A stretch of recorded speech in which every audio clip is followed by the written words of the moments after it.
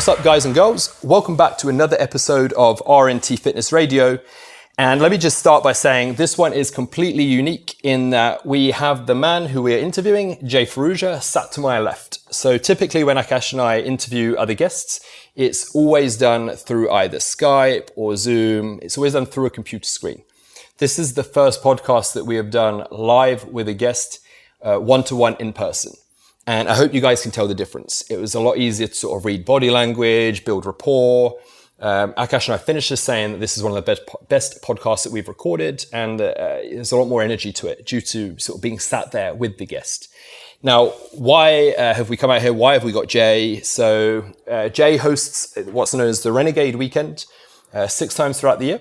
And Akash and I decided to take ourselves out of our comfort zone, fly from LA to Santa Monica, LA, and be part of it. I don't want to give too much away, so I'm just going to leave you with a few bullet points that we talk about in this podcast.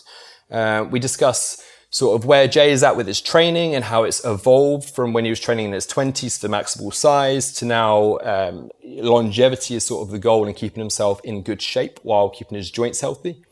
We discuss why it's super critical to plan out a map where you see yourself as your perfect day. So where do you want to wake up? Who do you want to wake up with? How do you want your day to run? It's important that you do this, as Jay says, you don't wake up at 50 years old thinking, what the fuck am I doing with my life? You haven't got there by accident. You should have a clear sort of route as to where you want to get to and how you're going to make that happen.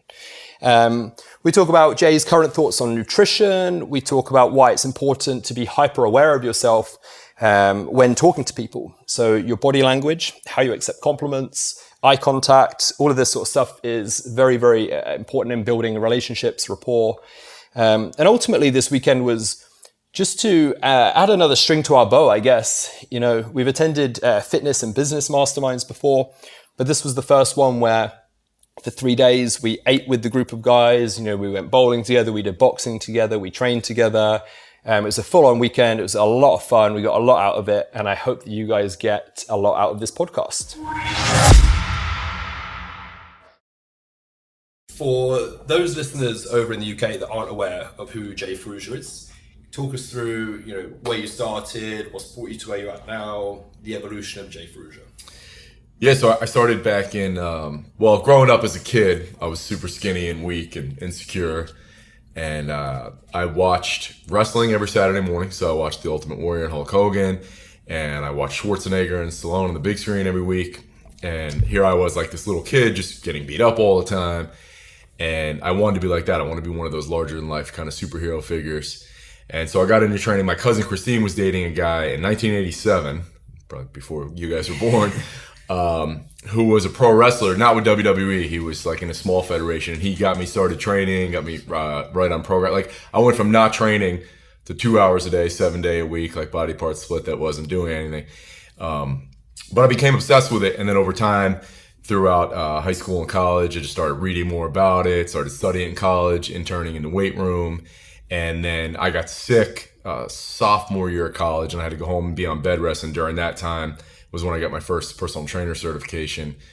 And back then you could only order books and stuff like that through the back of Iron Man magazine. There was like a 1-page ad in the back of Iron Man. Yep. And that was when I ordered, that led me to like old school stuff like Vince Gironda and Super Squats and John McCallum, and then some of the like Saxon and Hackenschmidt stuff. And that was kind of where I got bitten by the bug. And then that summer I started training people for the first time. Awesome. And what's led you down where you're at now, which is the reason as to why we've flown out here? So for the listeners, Akash and I actually sat opposite Jay, which is quite rare for us. And we've flown out here for what was called the Renegade Weekend, which is all about self-improvement. So what was the turning point for that, coming away from training? Well, not coming away from training, but this is now kind of your primary focus. Right. So it was, I got into training people and I did that for, is it okay from here? Yeah. I did that for a really long time, like 20 years, from 19 to 39. That was all I did was train people, and fitness was my main thing. Mm-hmm. And it was all about improving myself physically. And then I just realized that there's so much more to it. One day I was like, man, I'm just an 80-pound bigger version of that same insecure kid kind of. I had all these issues holding me back, and I was still quiet and introverted and whatnot. So I started down this path of personal development. And for me, I noticed what a huge difference that made. More so, I mean, certainly fitness helped, right? It's always the foundation. Yep. Stronger body, stronger mind.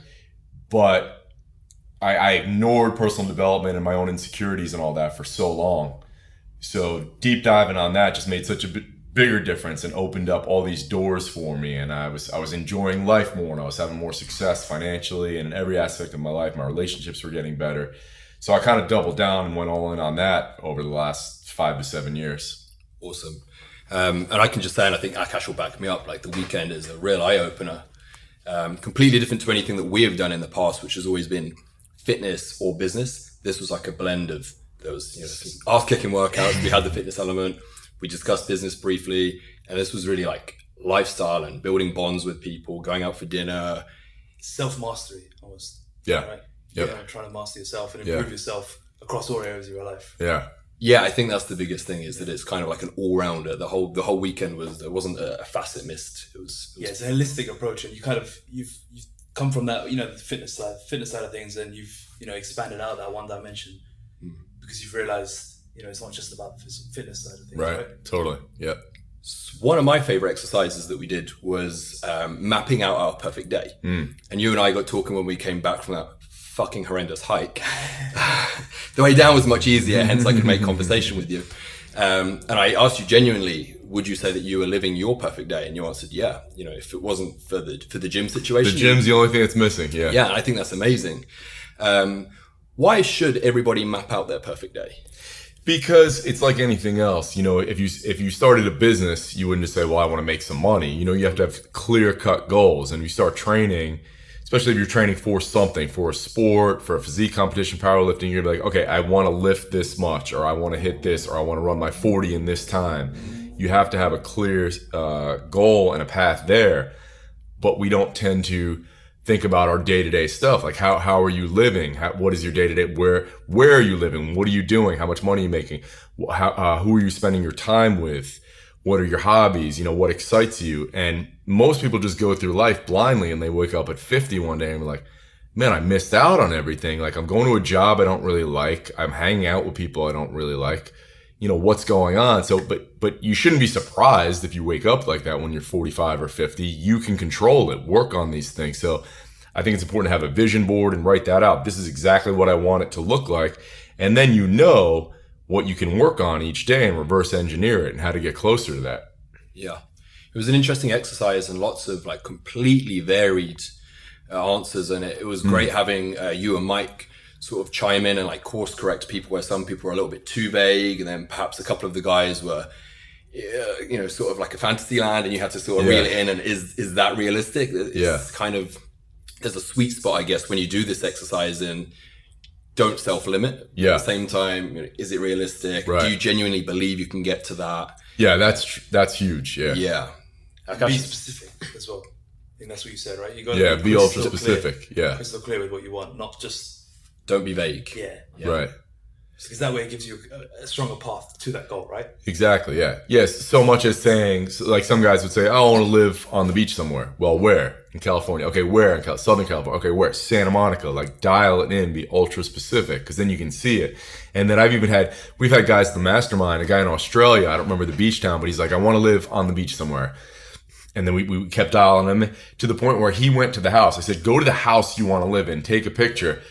And it just happened to be happenstance and luck or whatever that eventually that house 6 months later went up for sale. He now lives in that house, but he took a picture of that house and put it up inside his closet in his vision board every day and looked at it. So there's power in being ultra specific on that stuff. That's cool. Did you do something similar before you moved to the West? Or Yeah. I knew totally this is where I wanted to live. Yeah. I mean, I knew eventually when I was younger and not so clear, I knew eventually I wanted to live at the beach. But then once I came here, I was like, oh, this is the only place I want to live. So Adam's on that same path now. Yes, yeah. I've said to Akash for a long time. I've said it to a lot of people that know me that I don't see myself staying in the UK. I've always wanted to live on the beach, overlooking the sea, and there's been like a few places, and you just kept urging like, where do you want to be? Where do you want to be? I was like, okay, actually, you know what? The last time I was here, I said to Akash, I could see myself here. Yeah. And waking up with the beach right there. Unfortunately, you guys are missing this. the pool right below, just the laid back lifestyle, the great food. Yeah. So There's something about this area, and I don't know if you feel, but as soon as I came here, and I know probably 10 other people that as soon as they came here, like, oh, this feels like home. Like, I could totally call this home. Where living in Jersey was not exciting at all, and I was never a huge fan of it. But anywhere I went, Miami or wherever, I was like, okay, it's cool, and I would go back home. But once I was here, I was like, this is home. This is it. Yeah. Even last night, I went walking out just the shops to go find some food. And I got talking to a lady at the side of the street, and she looked like really pleased just to talk to her. As if you do that, in London. Yeah. You look at the floor, genuinely. I mean, I've had it on the tube where like there's been a lady struggling to carry a suitcase. And I said, do you want me to take that for you? And she'll just look at the floor and, no, I'm good. She's clearly not. Like, it's taken her 10 minutes to get up there. The culture between London and especially Santa Monica area is so different. Oh, yeah. Yeah. Hugely different. Flipping that, one of the exercises we did that I didn't feel so comfortable doing was the improv work. So talk us through the benefits of improv and break it down for people as to what it is. How did you get into it, and what benefits have you found personally from it? Although you did kill it with busting his balls about his legs, though. I got a lot of laughs. Yeah, talk about Akash's lack of calf development. So, was it I don't know if it was 4 or 5 years ago, but my friend who was a pro wrestler, he texted me and said, hey, I'm going to be in an improv show at Second City tonight. Do you want to come? I said, absolutely. I love comedy. So I went and watched it. And I just knew immediately I had to get in. I had to do that because I was kind of on this path already, and I want to keep pushing myself out of my comfort zone. So within the first 15 minutes of class at Second City, and Second City's really well known. It's, where like Belushi and John Candy and Amy Poehler and Tina Fey all have come out of, Steve Carell. Within 15 minutes of class, I was like, man, this is amazing. This should be required in high school and college for everybody because it teaches you so many things. So it teaches you listening skills first and foremost. And we're never taught listening skills. There's public speaking classes, there's writing classes, there's no listening classes. Yep. So you need to listen. That's one of the most important elements. It teaches you it is a public speaking thing too. And that's everyone's number one fear is public speaking. So you're doing a lot of public speaking. You're thinking on your feet. The first rule of improv is yes and. So you always want to say, and we didn't get into that a ton this weekend because that's more advanced and would take a lot of time. But basically, you don't want to disagree or you don't want to argue with someone in a scene because it's terrible for the audience to watch and the scene's kind of dead. So if you and I start a scene and I hold this up and pretend it's a gun and you say, oh, that's your hand or that's a sandwich or something, the scene's dead. Or we start arguing, the scene's dead. It's terrible to watch. So you say yes and to whatever. And you just yes and that's so applicable to business and real life and just saying yes and elaborating and heightening on something because people have this ego that they have to be right, which is why we'll commit heinous acts of violence, we'll go to war just to be right.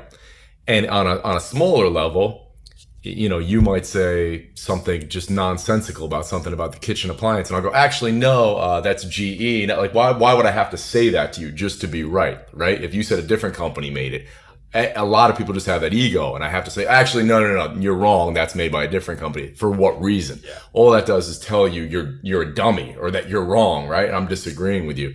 So there's no reason to do it. So if you could be aware of saying yes more to things like that and avoid saying no so much, to disagree with people. You actually you gave an example as to how powerful it was. You said that you were in a situation where somebody corrected somebody else and it just killed the conversation. The guy actually walked off. Yeah. So that's how powerful this can be. I could share that story real quick. So I was with people and there was a conversation going and somebody brought up a point about how younger kids today don't go out and play as much as we do. They're not as into sports as we were. And this guy's in their 40s. And it was a good point, well taken. I agreed with them. I said, I elaborated on it. That could have been the end of the conversation. But then somebody here says, well, that's not 100% true because you're living in a bubble talking about rich white kids in so-and-so area. I guarantee you kids in Compton or whatever are outside and playing sports as much as they were 30 years ago. Again, a good point, true, but why bring it up? Now you've told that guy subconsciously you're wrong. And what happened was at the party, the guy walks away right after that and went and filled up his food his plate with food, was completely turned off by this guy. Another situation, a day or so later, somebody says to somebody else I'm with, "Oh, that's so cool that you guys got tickets to this concert. I'd love to go." That should have been the end of it. The other person should have said, yeah, it's awesome, because clearly that was that person's favorite band. The other person goes, "Yeah, I just got him. Somebody gave him to me, so we're just gonna go. I'm not really into that band." That's that other person's favorite band. So you just told them that they're an idiot for liking that band. Like, you have to be hyper aware and listen to what people are saying. I was just about to say, that's one of the phrases that I took from the weekend, was being hyper aware of yourself. So realizing, during conversation, if you switch off subconsciously, like pick yourself up, look like you give a shit. Yeah. Don't correct people and realize that you're doing it. And as you said, what benefit are you getting out of it? Yeah, nothing. So it's just these small things of being self-aware or hyper-aware, as Jay would say, and then not repeating it. Like, if you're noticing a pattern, stop it. Yeah. And it might seem like a really small thing, but maybe you're in this conversation at a party with a guy who could have given you an amazing, life-changing opportunity, and you just told him that he was wrong about who makes the appliance over there, or whatever stupid thing, or he doesn't like the right band, then he's off somewhere else. And now you never know what could have happened, what could have come of that. Another big one along the sort of hyper-aware route was, and this is something that I think a lot of people are guilty of, and that's just throwing away compliments. Yep. And that's something that I'd never actually really thought about before, and I'm guilty of it. When you train, if you meet strangers, typically, sometimes they'll make comments, won't they? Oh, like big arms or something. And I'm guilty of just going, "Oh, it's just a lot of food." Yeah. Just trying to downplay it. And as you said, you're basically just throwing away like a present that's gift wrapped. Yeah. So that's another thing not to fall into the trap of. Yeah, totally. Because it is a gift. So if I wrapped you up a pair of Dr. Dre headphones or something like that and gave them to him, you wouldn't just throw them off the balcony or throw them in the garbage. It's a gift. Yeah. You can't see it, but it's still a gift. So you're essentially doing the same thing to someone. It's an interesting one. Yeah, I think you talked about the importance of checking yourself in that moment as well. Yeah. What situations do you think most people fall into bad habits of, where they need to kind of keep themselves on alert and check themselves? Yeah, there's so many. I think just being hyper aware and just listening and being aware of, we all have bad body language things that we might do, just tics or whatever, their habits. So just be aware of, if you're doing them, be aware of your facial expressions. I always say check in with your face, because sometimes you could be engaged, but you're doing something weird with your face. And you're like, "Oh man, I gotta fix that." This is one that. So when we do Zoom videos on Skype sometimes, or even just general Skype conversations, when we record on Zoom, it records the video as well. So the other time I looked at the video, and I do some weird stuff. But it's lucky we don't post the video, right? But yeah, I always say this to you, don't I? That like sometimes it's when Akash is disinterested, like the whole fucking room knows. Even Ben said it to you, didn't he? When we were recording with our clients at the end of their photo shoot, Jaina and Thingy, and Akash is unaware of it. Like, he doesn't mean it. Sure. But Ben, the photographer, come over to him, was just like, "Dude, just like next time when you're on camera, like just look more engaged." Yeah.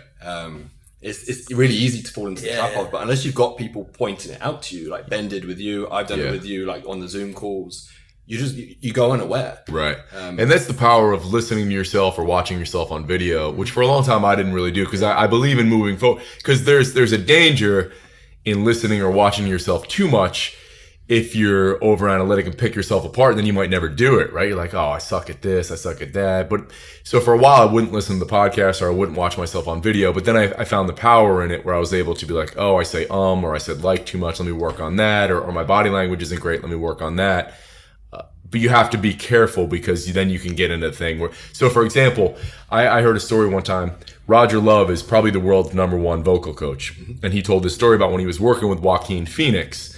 They walked in, so they were doing the Johnny Cash Walk the Line movie, and he taught them how to sing for the movie and everything.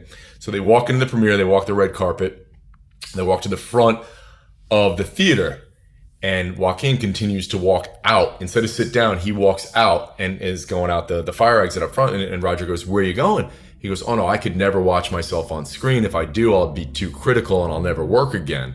So it's fascinating. So some people, it's, there's a fine line there. It's a double-edged sword. But if you can watch yourself just a little bit, and then you don't get caught up in overanalyzing. We were talking about the and like thing the other day, right? We were saying, because we delivered a seminar last Sunday, and I said to Adam, for some reason that day, I think you might have posted about it about a week ago. Okay, yeah. About and ah. And that day I was super aware of saying and ah, and I noticed I say it so much when I'm presenting. Yeah, we all do. Out of habit, right? Yeah.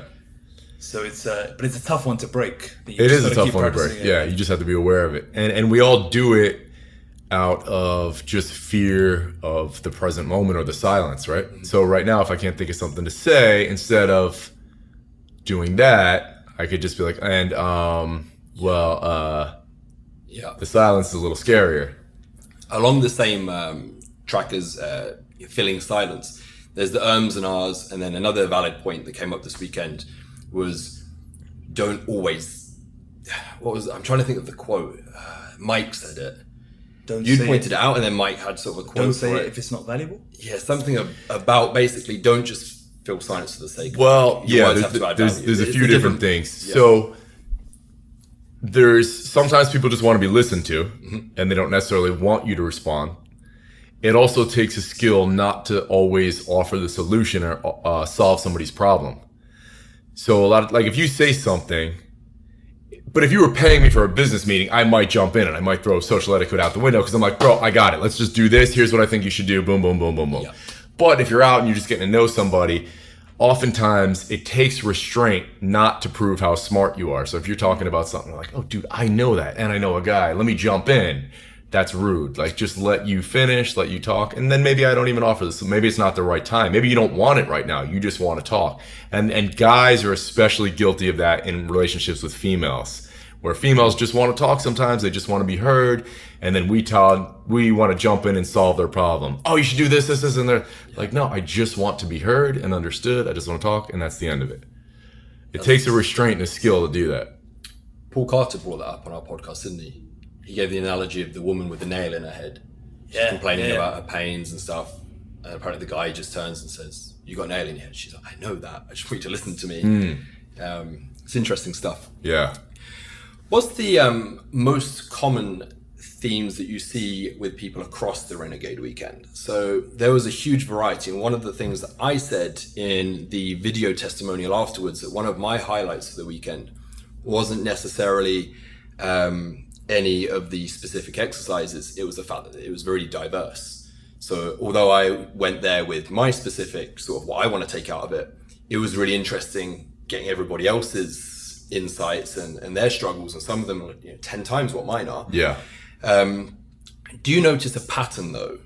Like, are there commonalities that you see between each camp that perhaps the listeners here might benefit from? Anything in particular?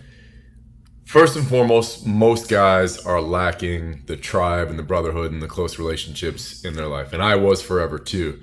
Really, I only had, for the majority of my life, I had very few close friends. Mike and I, who runs the events with me now, have been friends for almost 30 years. But other than that, I had very few friends. And that seems to be a commonality across the board. Like, hey man, I'm just missing a lot of cool people. Or I hang out with a lot of people, but they're not the kind of people I should be surrounding myself with. They're negative, they're gossiping, they're not going anywhere. They're talking about the same things since high school. So that, and I think we all tend to, I know for a fact that the majority of people who come through, they're in their heads too much. They think everyone's judging them way more than they are. There's an insecurity, there's a self-limiting belief, which we all have. I've worked on it a ton, but I still have beliefs that hold me back, We all do. So the two biggest ones, though, are that, and that's what I would tell myself. Often you get the question, what would you tell yourself if you could talk to your 20-year-old self or something like that? I would say the thing is, nobody is judging you as much as you think. It's all in your own head. People want people to succeed. Like when you guys got up to do improv all weekend, nobody wanted you to not be funny or to be stuttering and shitting yourself up there. Like, everybody's rooting for you. Most good people are rooting for you. I think nowadays people get it twisted even more because we have the comment section on YouTube and it's hate. But in the real world, in reality, how often do you see people hating? Like, people do want you to succeed, and people who hate, don't worry about them. And that's such a small percentage of the people who watch videos. Or I know no one who's ever left a comment on a YouTube video because they're good people and they're too busy. You know what I mean? Yeah, it's true. Yeah. This goes back to the whole, you talked about people being in their own heads. This goes back to shifting from the internal and focusing on your external. Could you expand on that a bit more?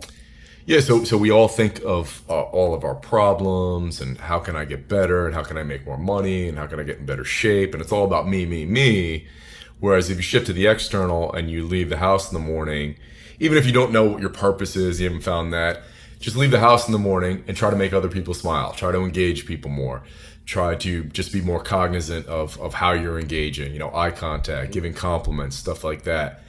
And you'll be happy, because it's physically impossible to feel bad about yourself if you're doing something for somebody else. Like Booker T. Washington said, those who are happiest are those who do the most for others. Yeah. So if you just leave the house in the morning and just try to make somebody smile, like that's a gift. Try to give somebody a compliment, that's a gift. You'll feel better about yourself, then you won't have so much anxiety and stress all day.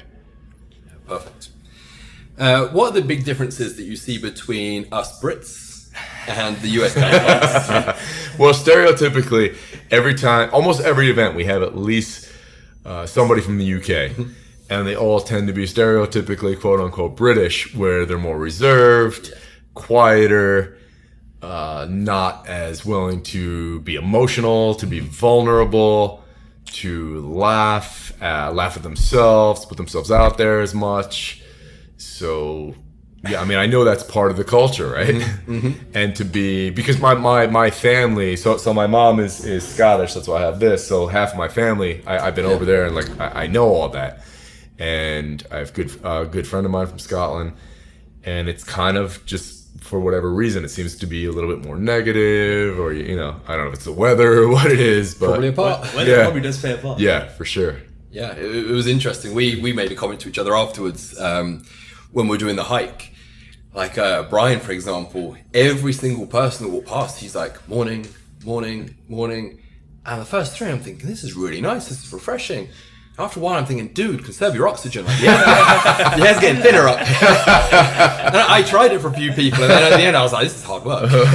It's just in our blood that we just, you know, I gave the example that there was a time when I was working in London, and sort of the tube came and stopped in front of me, and, you know, you step aside so you can allow people out, and I'd made eye contact with the lady opposite, and I gave a rare smile at her because we, you know, locked eyes. And she genuinely looked at me and said, "Do I know you?" I was like, No. And she's like, "Oh, okay."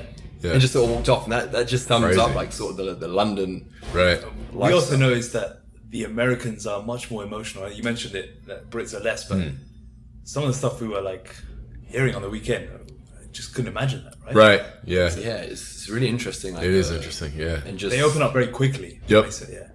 Yeah, I think that's the good way of describing it. Is us Brits, we're like kind of like locked off a little bit. Yeah. And then eventually like we'll open up. Whereas this was like day one, you know, people were straight out there, and it's really refreshing for us to come over here and kind of be part of that. And even, this sounds funny to you perhaps, even just like saying goodbye to people. In the UK, it's, you know, it's to stand 3 feet apart and just shake each other's hand and just, you know, nice to meet you. Yeah. Whereas this is like a hug every like 2 minutes. And we're looking at each other like, do we do this, or do we shake hands? I don't know where to go, right? Yeah. It's just. Well, when I walked in, you gave me the straight handshake. I said, "Well, I must have offended this guy." Oh, yeah. You know what I mean? It's just autopilot for us. That, like, it's just, you don't get that, do you? Like, you hug your partner or your spouse. Right. Yeah, I mean, the most you might get is, you know, like a I can't say this one. How would you describe this one? Yeah, like a handshake and then like a side hug. Right. Potentially. Yeah, you might get that with your guy mates, but you wouldn't get like the whole shake hand, then drop all your stuff, 2 hands over each other. Drop all your stuff. Yeah, just completely through us. Which and again, like we come away from it like, fuck, like this kind of how it should be probably. Right. But we're just so brought up where it's just like so straight laced and, you know. So that was just me on autopilot. So I'm thinking. But the ironic thing is that if I went back to then the UK and then started greeting people like that, they would so what's wrong with this guy? It's really bizarre. For business owners out there, so this is one of Akash's questions. For the business owners out there, what's one piece of advice that you can apply across the board that will help blow up their business? Do one thing. Yeah, do one thing. And should we make it specific to fitness? Yeah, go on. Yeah. I've already answered the question. Do that. Do one thing. Like the book, the one thing. That... So I was actually having a coaching call this morning, and somebody was saying, "Well, man, like he's trying to blow up his gym. Then he wants to sell a program online." And he said, "I've been seeing all these guys with like different clothing lines and everything." I was like, "Bro, forget the other two. You have to blow up your gym. Your gym is nowhere near where it needs to be yet. You got to go all in for a year on that." And it's like, Arnold was the best bodybuilder in the world and then he was the best actor in the world, and then he was a politician. He didn't try to do 2 at once or all 3 at once because it would be impossible. And people will look at Joe DeFranco or me or Mark Bell or whoever and be like, well, they have a blog, a podcast, videos, this and that. But we didn't try to do all 3 at once. None of those guys try to do all 3 at once. Do one thing, and then eventually people will care more too, right? So tomorrow I'm going to see Pearl Jam, my favorite band. Bruce Springsteen's another one of my favorite artists. Now, Bruce Springsteen and Eddie Vedder, everyone wants to hear what they say on politics and on social issues and on the climate. Mm-hmm. But for 10 years, nobody gave a shit. They just wanted to hear them sing the songs, and that was it. But now they sold enough records and sold out enough arenas. Okay, what else is this guy interested in? I want to hear this guy. But you have to do something really well at a high level before people care, and then they want to listen to your other thing and buy your other thing and support your other thing. The Rock was the best wrestler in the world before he moved into movies. And eventually he could get into politics, and he probably will, and people will vote for him. But you got to be really good and do one thing. It's super hard to do even 2 things at a high level at one time. So double down on one thing and basically build trust. Yeah, I guess. And the way to do that is with consistency. Yeah, it's the same thing. Exactly, same thing, consistent basis. That's how you gain trust. That's essentially what you did, right? Yeah, it was fitness, nonstop. Yeah, 20 years, and a pretty narrow niche. Like it was guys, it was bigger, stronger, faster. That was about it. It's another thing about this weekend, actually, isn't it? That it's exclusive to guys only. Yeah. And again, it resonates with the message that you give that guys are lacking that tribal thing. So rather than just open the floor to everybody, right? You've got that consistent message across the board, which is refreshing. Yeah, totally. And that's always good too, to exclude and put up some kind of velvet rope or something. I mean, you were there. A girl asked, when are you going to do one of these? And I was like, well, I don't know. For females. We looked at each other when you said that. Because it's the thing, like everybody always has opportunities where you can make money, but you got to say no to certain things and know yourself. Now, if I do one within a year or 2 for females, I don't know. I doubt it, but you just have to be willing to say no and know what you're really good at. Like if I had a weekend of 12 females, if that was next weekend, I'd be like, honestly, I have no idea what to do. Yeah, I don't know what to do. I don't know what to talk about. So it'd be work for me and it wouldn't be fun. Whereas this is almost not work. It's just super fun. So if you can create that kind of scenario in your work where you're like, I would do this for free. This is what I love. That's ideal. Perfect. Another thing that we did was sort of the training tips. So you took the guys and explained that training hard and heavy is great, but as you start getting older, niggles set in, joint stress and so on. So we went through some slightly different workouts, more based around tension and so on. Yeah. What are the biggest training tips that you can give people that want to be lifting for another 10 to 20 years? Yeah, I would be, super smart about exercise selection, and people want to argue it, I feel like, to be contrarian or to be a purist, and I get that, where they say, oh, you could do the heavy barbell lift safely forever. I don't know anyone that's in their 60s that has been squatting, deadlifting, pressing heavy for 30 or 40 years that is moving really well. You know what I mean? Like, I think eventually over time you could probably still do them, but maybe you sequence them third. So maybe you do glute hams and step ups and then squat. And then when you squat, maybe you're squatting with chains and a 5-second eccentric and a 2-second pause at the bottom. Just get smarter about modifying things. Because I'm 43. I've been training since I was 12. That's a long time. I have tiny joints, so I'm gonna be banged up. So now what we did at the gym was just talk about how do you maximize tension. So it's gonna limit the load a little bit, which is smart, but you're gonna be safer, you're gonna be more stable, you're gonna have a better foundation, you're not gonna be as likely to get injured. So just things like knowing the origin and insertion of the muscle, make sure you're contracting there, shorten the distance between the 2 points, make sure everything's turned on. So on a press, sometimes you see people in the gym who don't know how to train, and they're not getting any leg drive. They're not squeezing their glutes. Their shoulder blades aren't squeezed down and back. So they're kind of just pressing. They're using their pecs, shoulders, and triceps, and that's it. You want to make sure every muscle, head to toes, again. And when you do that, it's hard to do more than about 6 reps. Well, you can see the guys shaking like crazy because you finally, you're telling them, especially on the deadlift, for example. Yeah. Contract your hamstrings, contract your glutes, lats, everything. Yeah. I mean, when you were doing it, for example, you were sweating, weren't you? Yeah. Like 3 reps. Yeah, as you should be, yeah. Yeah, I catch a PB of about a 40 kilo deadlift. Yeah, so I think that's a misconception. People think as I get older, I want to train lighter with sets of 12 to 20 reps. Not necessarily, because that could be more injurious. And I've talked to a lot of people who have found over time that the more high reps they do And even the more isolation stuff they do as you get older, the more your joints tend to hurt. Whereas if you're doing big compound lifts, super safe the way we showed them, you might only be doing 5 or 6 reps, but maybe it's with a 10 rep max. You know what I mean? Yeah, it was perfect to see, and you could see that a lot of the guys hadn't trained this way before. Yeah, and it was completely new to them. It was cool. How does your training setup look now? It's hard to describe because it's all over. It's a little bit of a clusterfuck because what I'll do is, so I travel so much and I have guests over for the podcast so much that, and I want to train with people. Like what's more fun than training with your friends, right? Or something. So if someone comes over, I might say, okay, let's go train after. What are you doing? I'll do whatever you're doing. So it's a bodybuilder doing an 18 set back day. So I'll do that. And then the next day I'm doing full body. And then the next day someone's over and we're doing upper body. And then the next day I'm doing back again. Like, so it's really weird and disjointed. I tend to lift 4 to 7 days a week. So I probably average like 4.5 days a week. I feel like I haven't gotten results in a year and a half, but I'm just having fun and I'm building relationships. You're enjoying I'm enjoying it. Yeah. I'm enjoying it. I'm having fun. I'm building relationships. And I think what's nice about it too is after you've been training 30 years, it's hard to make continual progress forever. And if you do it, you're going to get injured. Yeah. Could I be, 2 years ago, I was maybe 8-10 pounds bigger. Could I get back there? Sure. But, I'm not training in a way that's going to do that. I'm not eating in a way that's going to do that. I probably don't sleep as much as I should.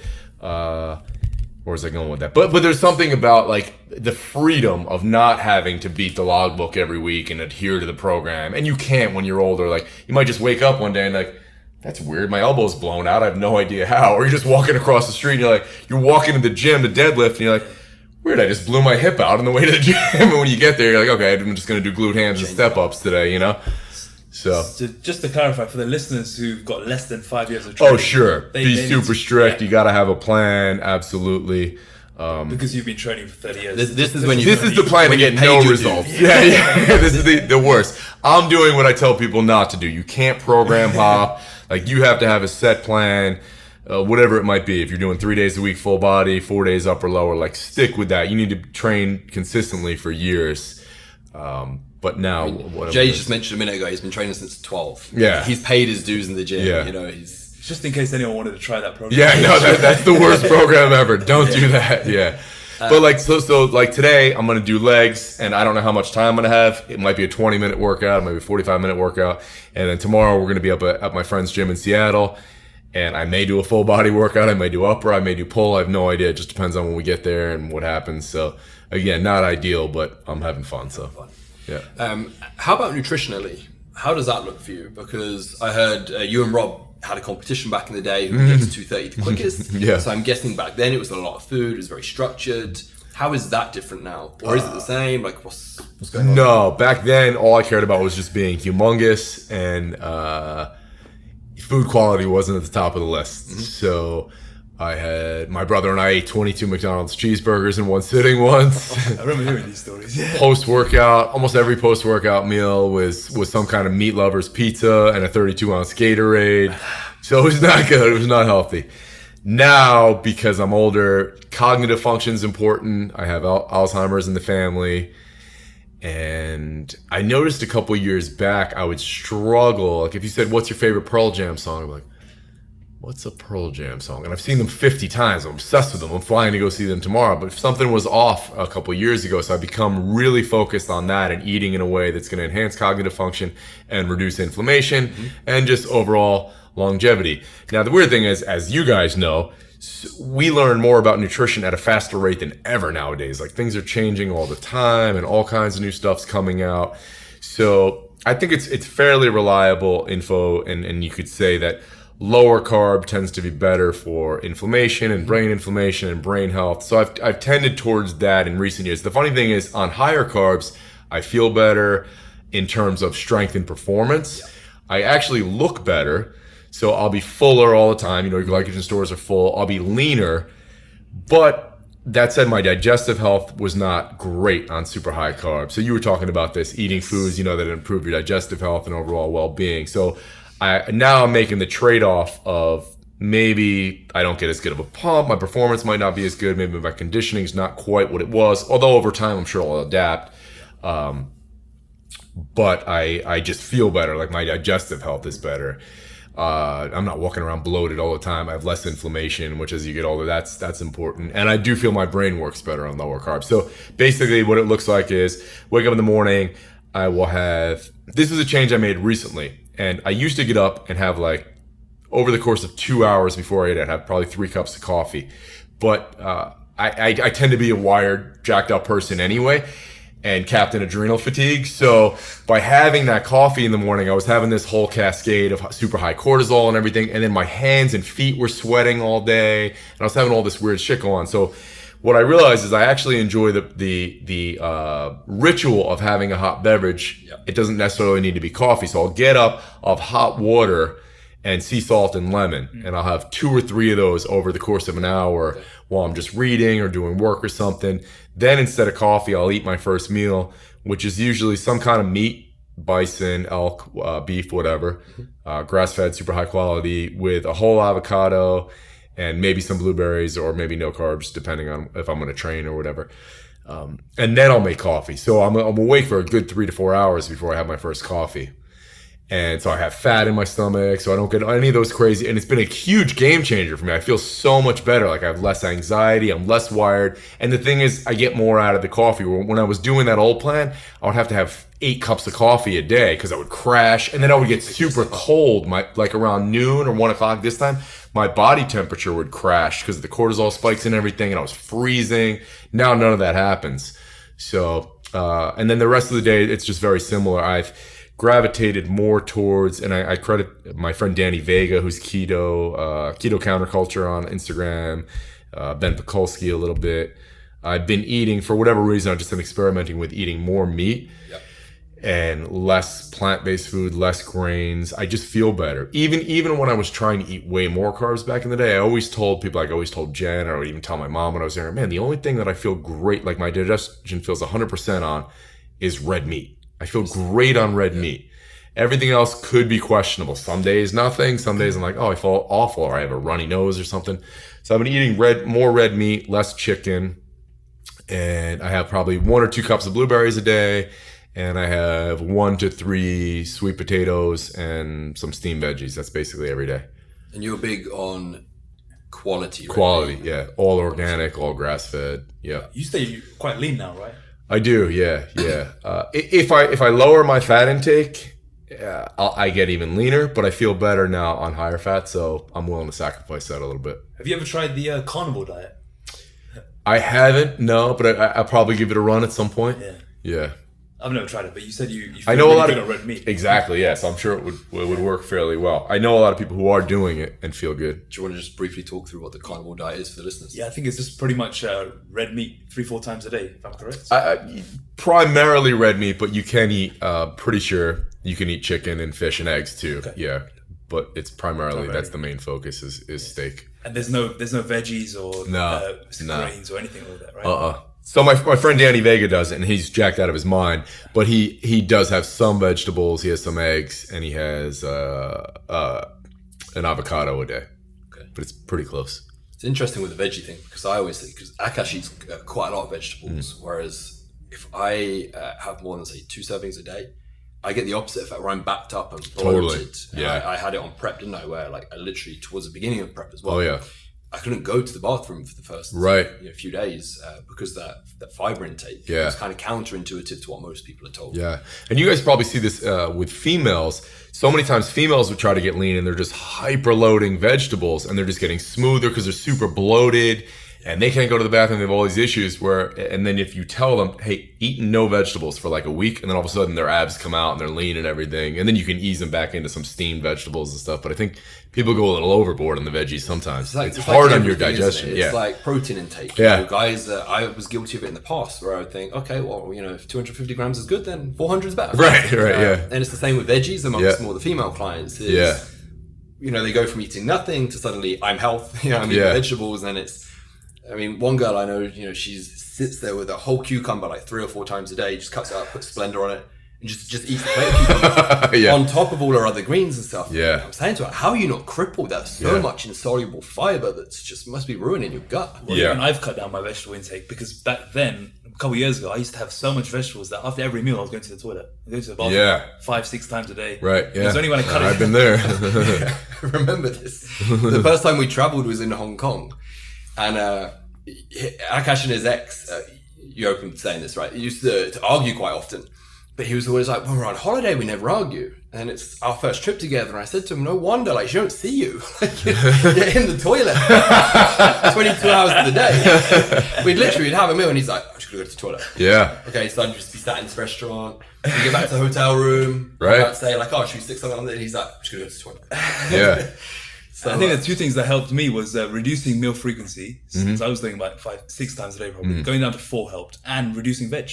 Yep, so for probably sure. just dinner time. I think I only have it really at dinner time. Oh, okay. Yeah. Before it was 5 times a day. Yeah, me Big too. Yeah. And again, we should preface for those listening to this, like, there's a sweet spot. So we're not saying veggies are bad. Right. It's just there's a continuum. You need to be somewhere in the middle. So if you Yeah. don't currently eat veggies, you should probably be, most people, if you're trying to go through a fat loss phase, it's going to keep you more satiated. Yeah.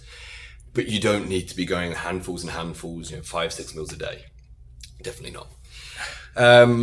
What was I going to say? I was going to say, with your travel stuff, so at the moment you've said with your training, it's kind of out of enjoyment, it's very varied. Back while you're transitioning into the phase that you're in now, if you did have to travel a lot, what tips would you give people listening to this? So when training was still quite a priority, but you did have to travel, what tips can you give people for trying to sort of regulate like body clock, get the workouts in? For those who travel, and it's a goal of theirs too. I find it's really good to beat jet lag, to do something as soon as you can after you land, but not something heavy and hard, like just, hop on an Airdyne bike for 20 minutes or something. That helps you beat the jet lag, helps you sleep better, helps everything with traveling. And then just be super conscious when you're traveling to pack healthy snacks. Airports are better now, especially like in LA or somewhere. You're more likely to be able to get healthy food, but be prepared, bring snacks. I always bring a bunch of Epic bars and stuff like that. Thank you for those, by the way. Oh yeah, absolutely. My pleasure. And then kind of plan ahead. So what I often do is I might have my assistant, or if Jen and I are going somewhere, we'll kind of just research where there's healthy food around. I prefer to get, I can't think of the hotel, I'm drawing a blank now, whatever the hotel, not the Hampton Suites or something like that, where you get a kitchen. Yeah. Because I love to have a kitchen. I hate staying in a hotel room where I don't have my own kitchen, because then my whole morning routine's off. So you can make your own organic coffee. I'm a bit of a coffee snob. You can make your own organic coffee. You can have your food. And then so see if you can have a kitchen, or get an Airbnb that has a kitchen. And then also scout out, before you book a place, is there like a Whole Foods or a Sprouts or a Trader Joe's nearby that you could stock up on some stuff, things like that. And then, of course, know where the gym's going to be. That's important. But sometimes I'll just bring like Jungle Gym XT straps, which are similar to TRX straps. And at least if you're going to be somewhere, like we're in Montana out in the woods, you can hang those on a tree. You can find somewhere to just, get some push-ups and inverted rows and stuff like that in. Speaking of your coffee, do you still have your coffee company? No. So I was at a point where I never drank coffee until I was in my mid-30s probably, which is crazy. I probably had 6 cups of coffee just when I was dead on no sleep and I had to get amped up for a workout. And then once I got out here, because where we were in small town Jersey, like all these cool little trendy coffee shops that are in big cities now, that wasn't a thing. All we had was Starbucks. And so I got out here and I kind of got immersed in the culture. And at first I just liked the culture and the act of it more so than coffee. And then I became obsessed with coffee, and then organic coffee, high quality coffee. And I was at a point where I wanted to get into some other type of business other than fitness. And I had an opportunity. For some odd reason, I was like, I feel like coffee would be a cool thing to get into. And then I had an opportunity with a friend of mine. He's like, yo, well, I could help you get this started. And then we got it to a certain level, and it took off at first because of my following. And then it's just dead stopped here. And to get it to here would have taken a lot of work and effort and time and money that I didn't foresee. And then as the podcast grew, we got to a point where I could make more money from coffee companies advertising on the podcast than having my own. So I was like, man, I think it might just be something we shut down. So we had it for maybe 3 or 4 years, and then eventually we just phased it out. That's a perfect example of not letting ego take over. Yeah. And using like logic. Like if you're making more money with podcasts with coffee advertisers, it's less work for you. Yeah. No brainer. Yeah, like totally. That. Yeah. Question, just a personal one. How did you and Mike meet? So I heard the story of you and Jay meeting over the weekend, but was it mentioned? I heard it from because you've Mike, known Mike for decades. No, well, it's right? funny because I forgot to introduce Mike. And then I heard you said to him, man, Jay's buddy's really on point or something, right? Yeah. I totally forgot to introduce him because when we were walking over on Friday morning, we were both just cracking up about something, so I forgot to introduce him. So I don't have a great story. Mike was in my brother's grade, who's 5 years younger than me. So Mike basically just grew up in my house. And when you're 13 and 18, you don't really hang out and you're not friends. It would be weird. But Mike was, in my house from the time he was 12. And even at that stage, all the books and the things that people do nowadays that's trendy and cool, Mike was into that. Mike was meditating when he was 12. I mean, he's 38 now, so that's 26 years ago. He's meditating. He's reading Thoreau. He's reading Native American stuff. He's studying all these different things about the subconscious mind. I'm like, who is this kid? How is he like this? So I would be able to talk to him on a completely different level. And then, as you get older, all of a sudden age doesn't matter anymore. Yeah. When you're 28 and 23, it's different than when you're 18 and 13. And certainly now that we're 43 and 38, it's irrelevant, So he's my oldest and longest friend for almost 30 years now. But he is, as you guys could probably attest to, just at a whole nother level. I mean, it's like so crazy. Listening to him, he takes sort of what could be really complex topics and just gives these perfect analogies, and just breaks it down, and you really resonate with it. And my point earlier, where I mentioned the diversity, is that although some of the guys' issues there aren't applicable to me right now, the lessons that Mike was teaching, you make mental notes of, and it's like that could come full circle. 1 year's time, 10 years time, right? Totally. Really insightful guy. Sorry. You go. Well, a cool story about Mike is that I should remember to share this at events too, is that Mike has never stressed out about anything. He never has anxiety, never overthinks anything. And he graduated college with no idea what he wanted to do.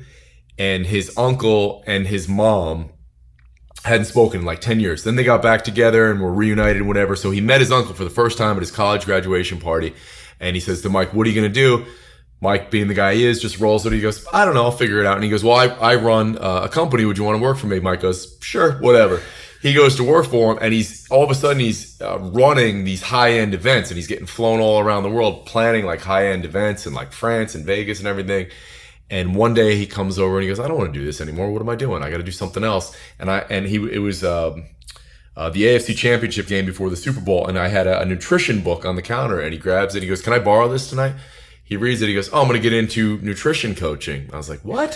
He's like, yeah, I just think that'll be great. Why not? So he gets into that, and then he enrolls in this school in New York City to get like certified in all these nutrition things. And eventually he did that for about a year or so. And he wasn't working with people that we would work with. It was more just like really overweight people who worked on the stock market and didn't know the difference between a carb and a protein. But eventually everyone's asking Mike for life advice. And then he just transitioned to doing this because he put nutrition and everything on the back burner because he's so good at doing this stuff. Yeah, it was a great blend. This is why I said to Akash. So again, for those of you listening, part of the Renegade Weekend was we've got Jay Ferruggia, who we're sat with now. And there's also one of Jay's friends, Jay Jablonski, who told us the story of how they met. It was on the beach. He was telling kids not to litter and so on. And then Mike, and it's like three different people. Presumably. I shouldn't say this. Mike, is he big on training?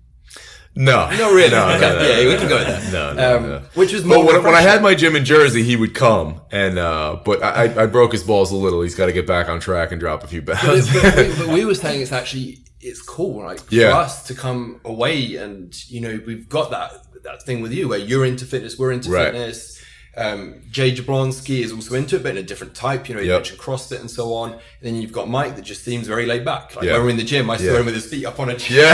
Just looking so chilled. Yeah. And I think that makes a really cool dynamic for the weekend, rather than three guys that are all meatheads. Right. Yeah. You all come from different backgrounds. You've got different insights. Yeah. But you're all sort of like singing from the same hymn sheet. Right. I think it's kind of unique. Yeah, I appreciate that totally. And I'm comfortable playing bad cop when need be. Mike's never going to do that. Like, I have more of a Jersey attitude that even though I've evolved and chilled out here, like I still have that edge, and I'll still get in someone's face, and where Mike never will. It's needed as well. Yeah. I'm not going to name names, but obviously there were like a couple of guys that were talking, and then towards the end of the weekend, you would say, is this directly applicable to that person? Right. Yeah. And you would sort of cut it dead.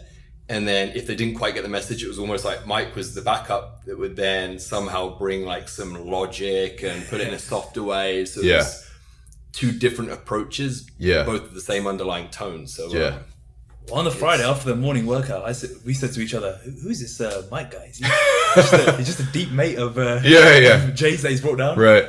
So the first thing I asked Mike at dinner was, "What do you actually do for a living?" It wasn't until then that I realized that he's a life coach and transformation trainer. I gotta remember to introduce him from now on. So overall, it's a really, really great dynamic you guys have got, which segues us perfectly into you have another Renegade workshop booked. Can you talk us through who would benefit from it? When is it? Where is it? How do people book onto it? Yeah, I really think, guys, I mean, the average age, this one was our youngest one for whatever reason. We usually have got, the average is, I'd say usually guys 35. But really, I think any male could benefit that's struggling with any of those things we mentioned, that needs to find a tribe and brothers and needs more connection and needs to work on building relationships and self-confidence. And so we cover all that. And like you said, it's a whole blend of personal development throughout the weekend, mindset. And the next one's here in Santa Monica, September 28th, 29th, and 30th. And what was the last question? I can't remember. How would people go about booking onto it? Oh, sure. You could go... I guess how can people follow you? Yeah, if you follow me on Instagram. So my website, you could go to jay.fit, jay.fit. You can find info on there. You can follow me on Instagram at Jay Ferruggia. DM me on Instagram. The website... I don't even know if we changed the URL, so I don't want to give it out right now, but that would probably be the best way, just get in contact with me through the site or through Instagram. And Akash and I can both give, a personal testament, and we're not saying this because Jay is opposite us, that it's been worth it. Like, take yourself out of your comfort zone. We've flown over from the UK to the US to do this, and just to accept that, you can go that a little bit further, and don't be so closed-minded and think you know everything. Just take. There's always ways you can improve. Yeah, exactly. And it doesn't just have to be financially. If you sort the other facets out, it should come full circle. Totally, yeah. If you work on all that stuff and you work on your personal development, your business is going to improve. And this is what was cool about this weekend is, the listeners probably know this, that Akash and I have traveled to sort of other business-based masterminds before. But this one was unique, as I said at the beginning, in terms of going out for food with each other, bowling with each other, boxing with each other, doing workouts on the beach, the opening the classroom work. It's kind of a complete holistic blend. Let's wrap up with a few rapid fire questions. So the first one is go-to date spot with Jen. We vary it, so I don't have a go-to. So what would be my favorite locally? Yeah. Say Jen said to you tonight, let's go out. Let's go out. I go to Boa. I like Boa a lot. Perfect. And that was... Boa's great, right? Yeah, it was very good. And it's got a cool vibe in there. Yeah. Good date spot. Yeah. Yeah, it was cool. Very romantic with the two of us. Yeah. Biggie or Tupac? What was that? Biggie or Tupac? Oh, Biggie. Biggie. Yeah. Akash? Yeah, Biggie. All right. The last one. Who should we have on our podcast next? Of anyone in the world? Anyone that you've interviewed, that you found fun. Anyone that I've interviewed. Anyone. It can just be anyone, but it might be easier if you... Well, if you could wave a magic wand, I would have Chuck D on, who's the lead singer of Public Enemy, or Eddie Vedder. Those would be my two. Let's go with one that you know. Yeah. Have you guys had Bedros on? Bedros is always great. Monday, actually. Well, there you go. Done Craig Valentine. We've got Bedros. Bedros is great. Craig's great. Stephen Cabral's great. Let me write that one down. Stephen Cabral. Yeah, Dr. Stephen Cabral is a great guy. People always love him when he's on. Perfect. That would do us. Awesome. Great.